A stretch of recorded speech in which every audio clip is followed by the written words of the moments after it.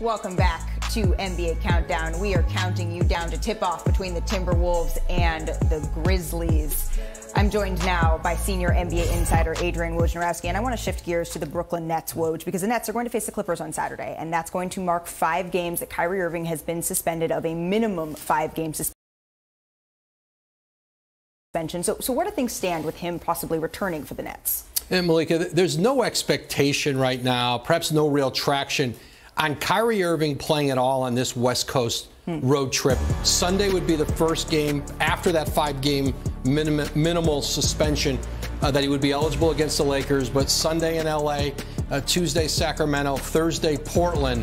There's no expectation that Kyrie Irving is going to go join the Nets on that road trip. This is a complicated process right now. It's not as simple necessarily as Kyrie Irving just checking off boxes of what's necessary for him to return. I think the Nets, the NBA, and even the Players Association, who are all part of this conversation, I think they're going to have to see, I think, some real initiative on Kyrie Irving's part to get them to believe that there'll be a right time to bring him back here in the near future.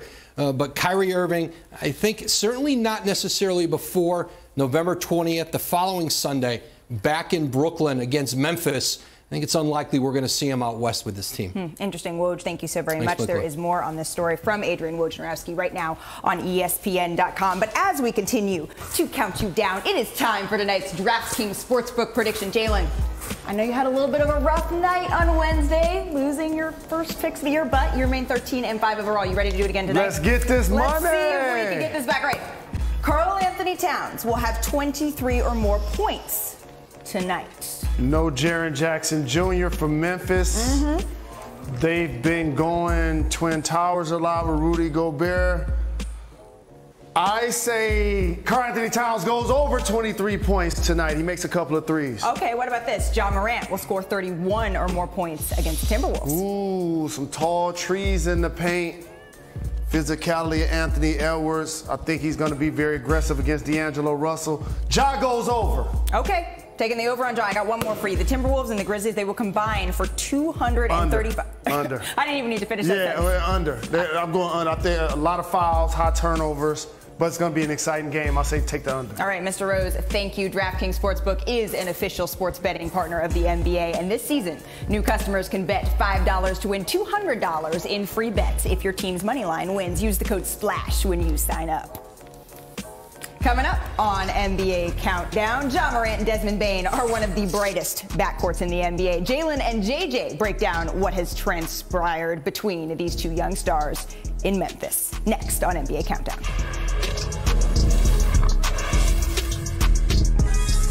Down, presented by DraftKings Sportsbook. Welcome to NBA Countdown. I'm Malika Andrews. We are live from Seaport, brought to you by Patron. Perfection. It starts with Patron. And we're coming off college hoops, guys. Yeah. So I do want to show you all a little something. I got a little something to show you here. Before we dig into the NBA, take a look at this blind resume here. It's 3 players. Their scoring average in each person's final college season. Do we have any guesses who this might be? Jalen, who do you think? What is this? Nah, this is hilarious. JJ's on the right.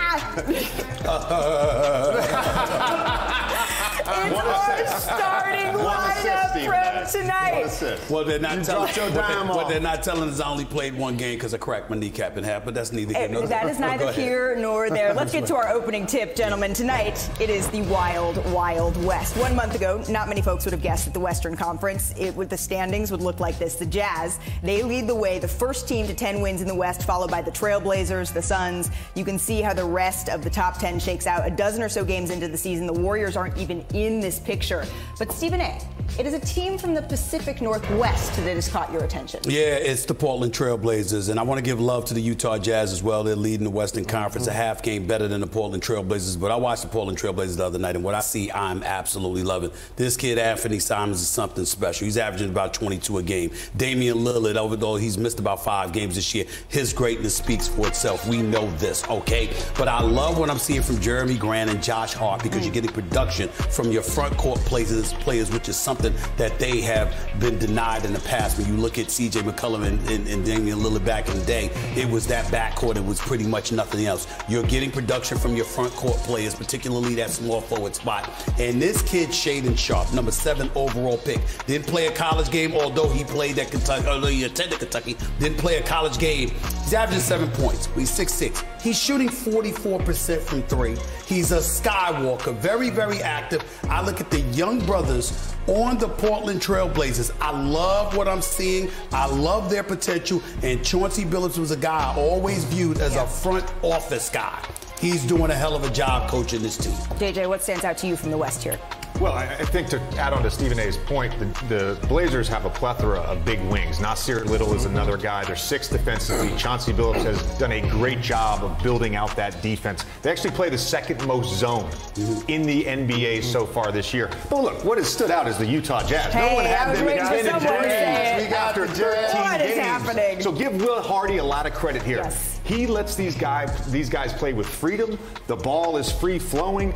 Night to night, you don't know who's going to star, but they have enough good players to get it done. And shout out to Lauri Markkanen, who looks like an all-star this far in the season. Plus, how awesome would it be, Jalen, and I know we're still a ways from this, but if Will Hardy gets to coach in the West for an all-star in the home, that would be nice. I'm not saying it'll happen, but that would be nice, Jalen. That would be nice. And shout to Lauri Markkanen, as you guys mentioned, the Utah Jazz have a bunch of veteran guys that have played roles. Now they're mastering their roles with the Utah Jazz.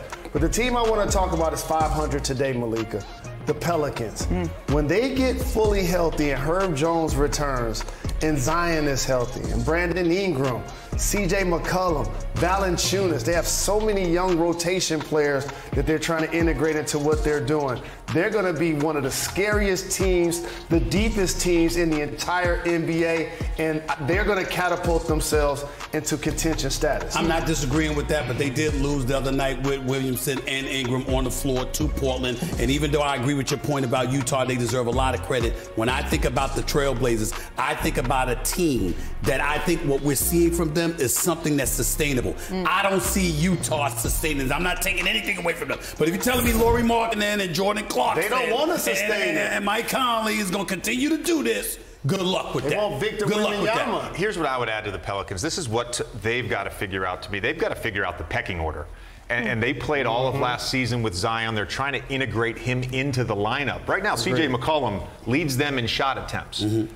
Past Brandon Ingram and Zion. And Zion hasn't looked, he hasn't looked as aggressive as he was 2 seasons ago. They've got to figure out the pecking order between those 3 guys. Let's get to some more action around the NBA because the Celtics, they have won 3 straight at home, and tonight they host the Nuggets. Let's take a look at that game. The first quarter, the Celtics are up by 4 here. Check out Jamal Murray.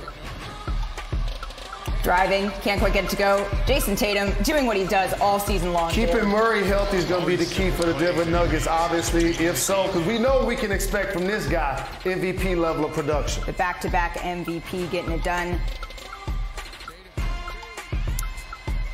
That's an MVP candidate right there. Still to come on NBA Countdown, we are counting you down to tip-off between the Timberwolves and the Memphis Grizzlies. You can see Anthony Edwards there, averaging 21.3 points per game this season. That's the same average as last year. We're going to get more into what is going on with the Timberwolves later in this show. Plus, Adrian Wojnarowski is standing by. He has news regarding when the Brooklyn Nets may be getting Kyrie Irving back on the court. More NBA Countdown after this. NBA Countdown is presented by DraftKings Sportsbook.